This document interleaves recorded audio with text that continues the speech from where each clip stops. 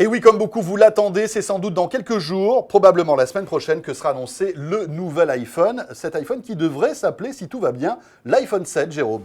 Et les rumeurs sont déjà très nombreuses concernant le futur iPhone, alors on va essayer de tout dépatouiller pour vous.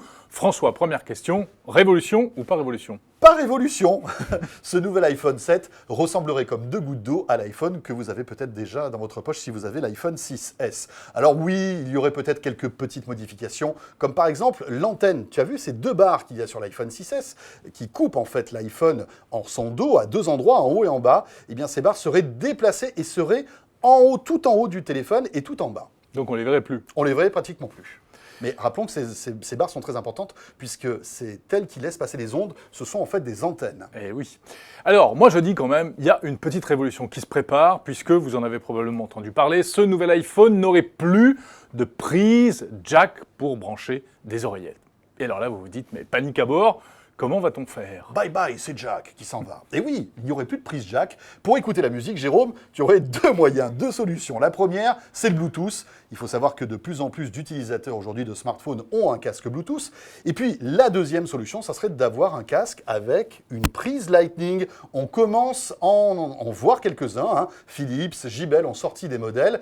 Et puis, on peut imaginer aussi qu'il y aurait un adaptateur qui serait disponible soit dans la boîte, soit en option, qui vous permettrait de brancher donc n'importe quel casque. Et puis on parle également beaucoup de nouvelles oreillettes vendues par Apple, qui seraient des oreillettes Bluetooth, mais des oreillettes séparées, sans aucun fil. Donc pas un casque, hein, des petites boules qu'on se mettrait directement dans les oreilles. En gros, vous en perdez une, vous êtes dans la mouise, quoi. C'est un peu ça. C'est pas faux. Autre rumeur concernant les couleurs, il y aurait deux nouvelles couleurs concernant cet iPhone 7. Un noir, tout à fait noir. Il faut dire qu'aujourd'hui, par exemple, le téléphone sombre est plutôt gris foncé. Là, il serait véritablement noir. Et puis la deuxième, c'est le bleu qui ferait son apparition. Joli. Enfin, on murmure que ce nouvel iPhone pourrait être étanche, ce qui serait plutôt une bonne nouvelle. Pourquoi pas, hein, il rejoindrait ainsi les Galaxy de Samsung. Et puis autre rumeur, on parle d'un écran incurvé comme, là encore, le Galaxy S7 Edge de Samsung. Moi, j'y crois pas du tout. Mais moi non plus, j'y crois pas du tout. Côté spec, alors là, écoutez, on peut imaginer quand même ce qui se trame dans le cerveau quand même assez costaud de Tim Cook. On peut imaginer qu'il y aura un processeur plus puissant. Il ne faut pas être devin pour imaginer qu'on pourra avoir un processeur A10, puisque l'année dernière, sur l'iPhone 6S, on avait un A9. Le stockage pour évoluer, Jérôme.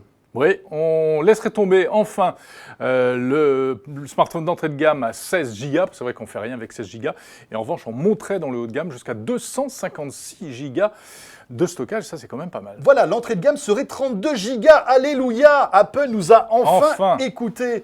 Même si 32 Go c'est limite, c'est quand même mieux que 16, on est d'accord. Autre nouveauté plutôt sympa sur la version très haut de gamme, le 7 Plus, on parle d'un double appareil photo. Révolution ça, hein. Ce sera vraiment bien, ce sera très intéressant pour les photos, on vous en dira plus si jamais ça sort. Mais c'est vrai que c'est un peu la tendance des smartphones haut de gamme avec un double capteur photo, on verra bien.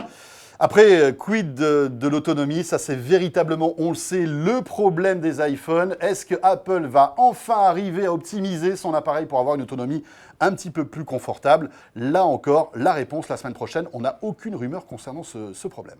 Bon alors François, on explique que ce nouvel iPhone ne sera pas une révolution. Alors la révolution, elle arrivera quand? Elle arrivera l'année prochaine. Parce que l'année prochaine, l'iPhone fêtera ses 10 ans, Jérôme. 10 ans plus tard, on peut imaginer qu'Apple nous réserve quand même un iPhone de rupture. Et là, les rumeurs vont bon train, Jérôme.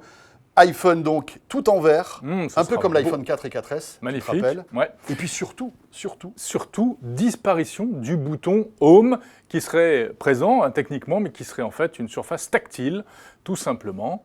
Et puis un écran d'une nouvelle génération, un écran donc de qualité AMOLED. C'est vrai qu'aujourd'hui, Apple a toujours fait l'impasse sur l'AMOLED. Ça pourra arriver donc l'année prochaine. Rappelons que l'AMOLED équipe les smartphones de Samsung et LG depuis de nombreuses années.